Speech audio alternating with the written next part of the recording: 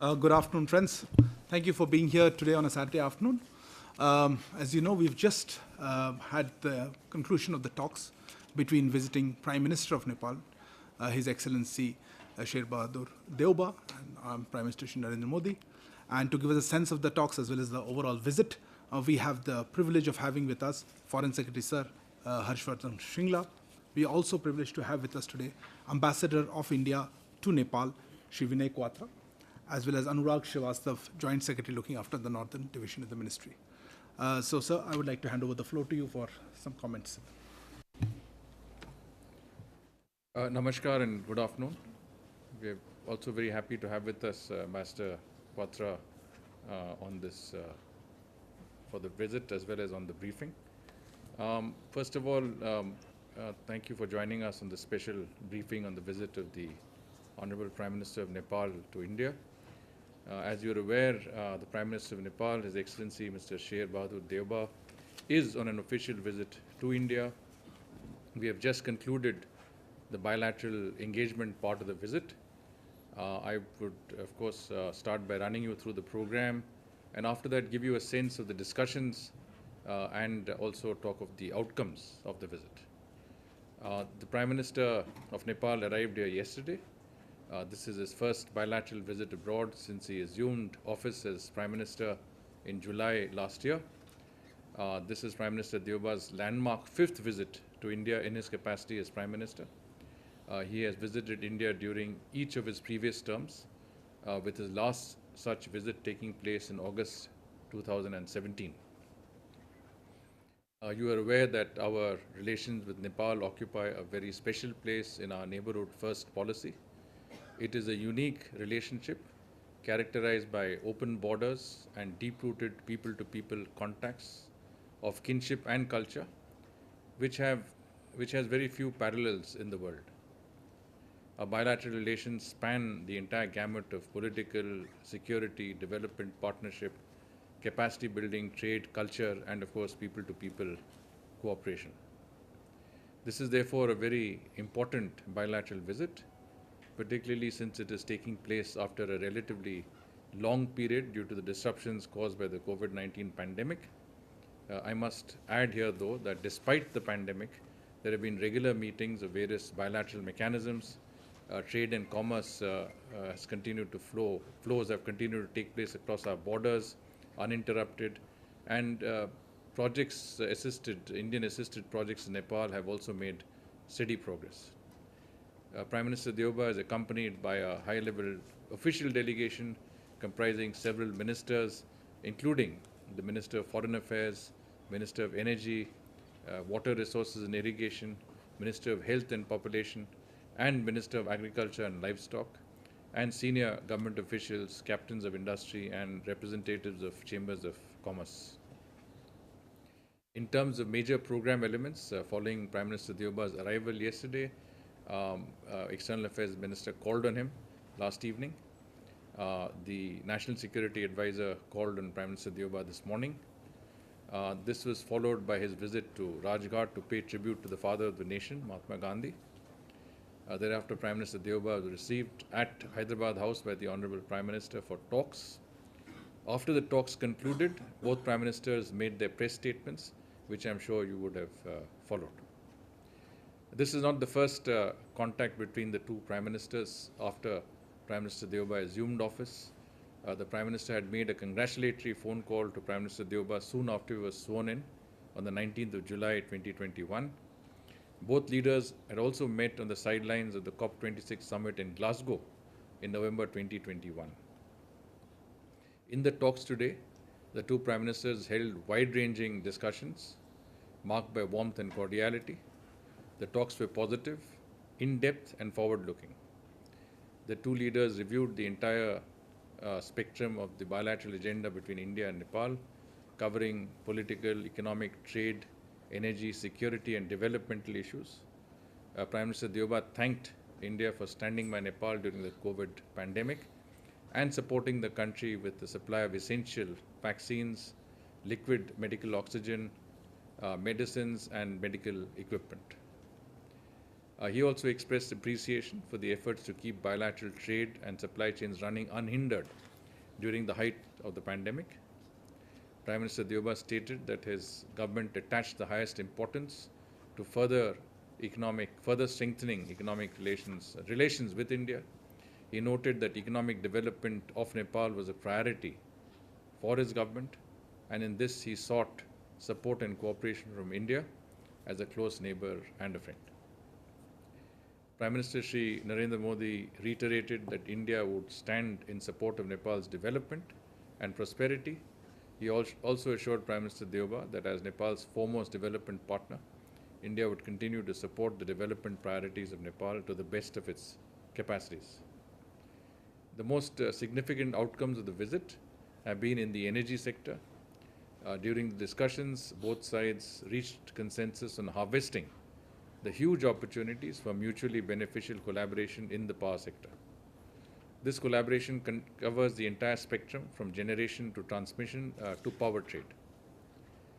The joint vision statement on power cooperation, which was unveiled today, gives shape to a robust and ambitious agenda for this collaboration. I'm told we'll be sharing the vision statement with you shortly. Both Prime Ministers jointly inaugurated one such collaborative venture in the form of the 90-kilometer long 132 kV DC solo transmission corridor transmission line and substation built under Indian line of credit at a cost of $29 million. In terms of power trade, the Prime Minister conveyed to Prime Minister Dioba that Nepal's power export proposals have been cleared. With this, the quantum of power exported by Nepal to India will go up significantly, which will contribute to Nepal's economic prosperity. There was also a renewed commitment and intent shown by both sides to move forward with the Pancheshwar multipurpose project. The Prime Minister welcomed Nepal's decision to join the International Solar Alliance, which would contribute to global efforts to develop solar energy as a sustainable and affordable option. There were important outcomes in the area of connectivity. It is a historic day in many ways for people of India and Nepal. The first passenger train on the first cross-border broad-gauge rail link was jointly flagged off by the two Prime Ministers. The inaugural passenger service between Jayanagar, which is in the state of Bihar, to Kurtha in Nepal, will now connect the two countries by rail, in addition to road and air links.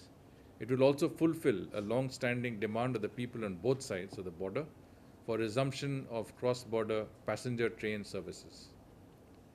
The launch of the RuPay card in Nepal is also a significant milestone in enhancing financial linkages between the two countries.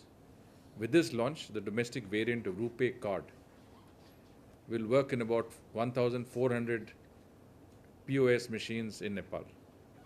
It is expected to facilitate bilateral tourist flows, strengthen people-to-people linkages, and further contribute to establishing RuPay's international credibility, credentials, and visibility.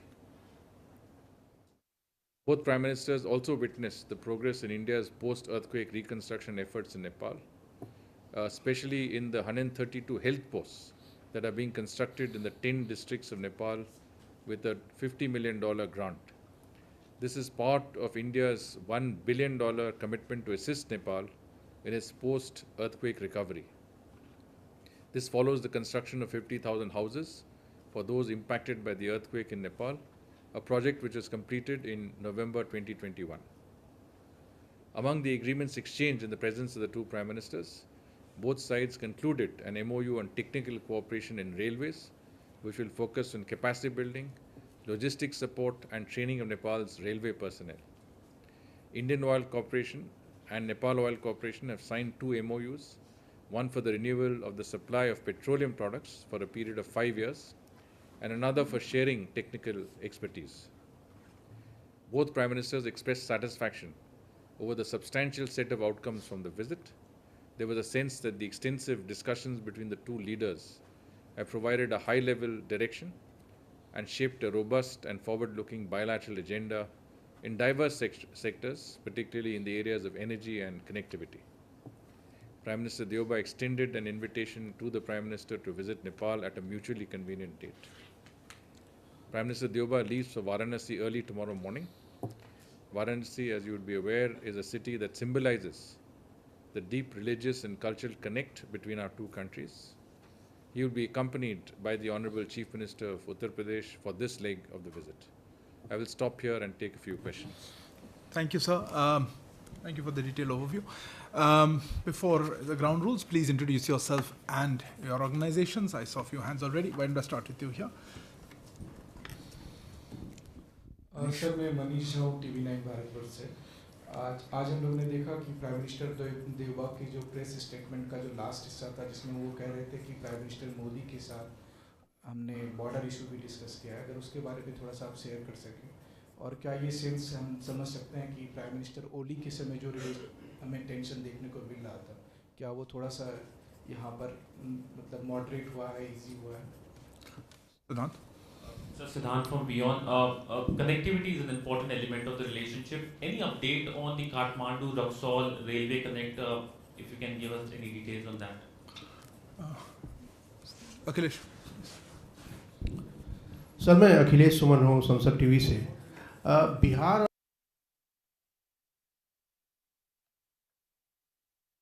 बाढ़ से पीड़ित होते हैं, निकल पाया, तो क्या इस बार नेपाल के प्रधानमंत्री के साथ बातचीत में इस मामले को उठाया गया, इसका कोई निदान ढूंढने के लिए? Pranay? Sir Pranay from ABP news. Sir आपने कहा कि आज नेपाल के साथ बातचीत में एनर्जी कोऑपरेशन एक महत्वपूर्ण मुद्दा था, पेट्रोलियम एक्सपोर्ट को लेकर भी बात हुई है। तो क्रॉस बॉर्डर एनर्जी ट्रेड में जो क्वांटम है वो कितना होगा, भारत कितना बिजली अब आयात करेगा नेपाल से? और दूसरा, एनर्जी कोऑपरेशन में पेट्रोलियम परचेज के लिए जो एग्रीमेंट हुआ उसकी डिटेल्स अगर थोड़ा आप शेयर कर पाएँ, कितना भारत देगा नेपाल?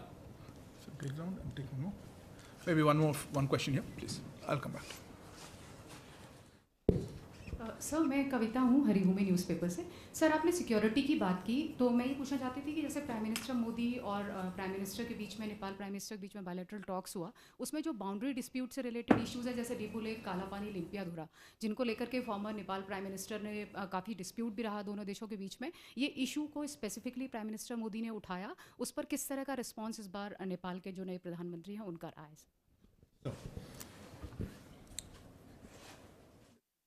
देखिए, इन जनरल बहुत अच्छी बातचीत हुई हमारे दोनों प्राइम मिनिस्टर्स के बीच, और जो मुझे लग रहा है ये विज़िट बहुत ही अच्छा मतलब डायरेक्शन में गया है, और हमारी तरफ से हम सोच सकते हैं कि ये जितने भी इश्यूज़, जितने भी मुद्दे कवर हो गए हैं जो पॉजिटिव कंस्ट्रक्टिव एजेंडा में हैं, वो आपको हमने सूचना दी है। और इसके बाद हम विजन स्टेटमेंट भी आपके साथ, जो पावर के बारे में जो कोऑपरेशन है, वो भी आपको हम उसकी भी सूचना देंगे इस प्रेस कॉन्फ्रेंस के बाद।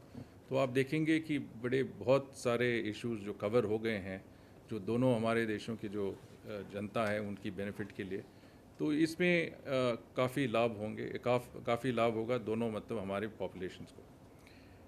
जहाँ तक आपके जो सवाल है कि एक तो आपने सिक्योरिटी के बारे में बात किया, सेकेंडली जो बाउंड्री एरियाज़, बाउंड्री डिस्प्यूट्स के जो मुद्दा है, तो उसके बारे में एक तो आपने देखा होगा कि उसमें थोड़ी सी प्रेस स्टेटमेंट में भी इन्होंने कुछ कहा था प्रधानमंत्री देवबा ने, तो ये मामला मतलब ब्रीफली डिस्कस हुआ था।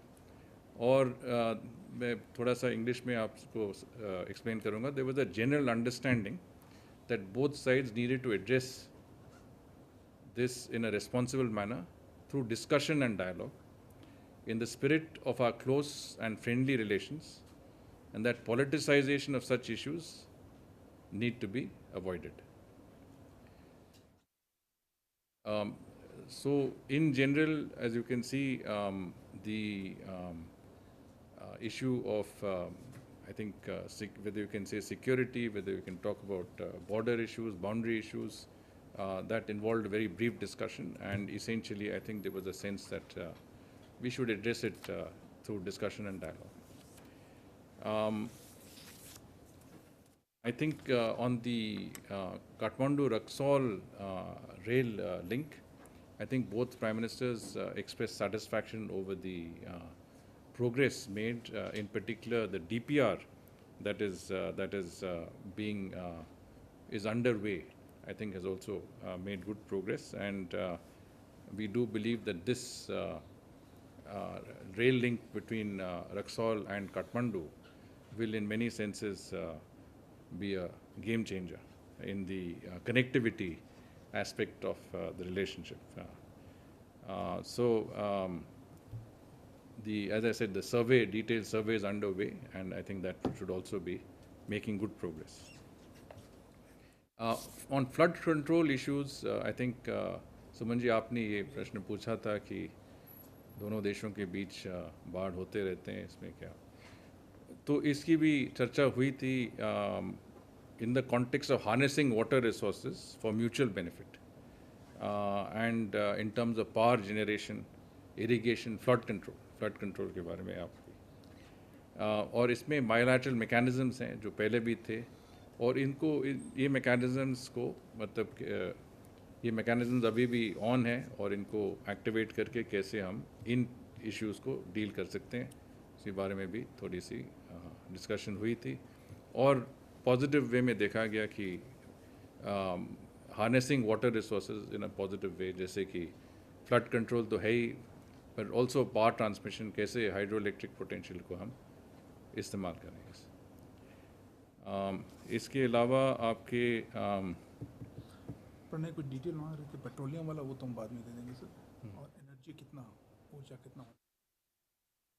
एनर्जी देखिए, एक तो from what I understand, energy is an ongoing thing. You know, there are a number of projects that are there, and transfers of power will keep taking place because we have a power trade policy that is in place that provides for transfers of power. So it is an ongoing process.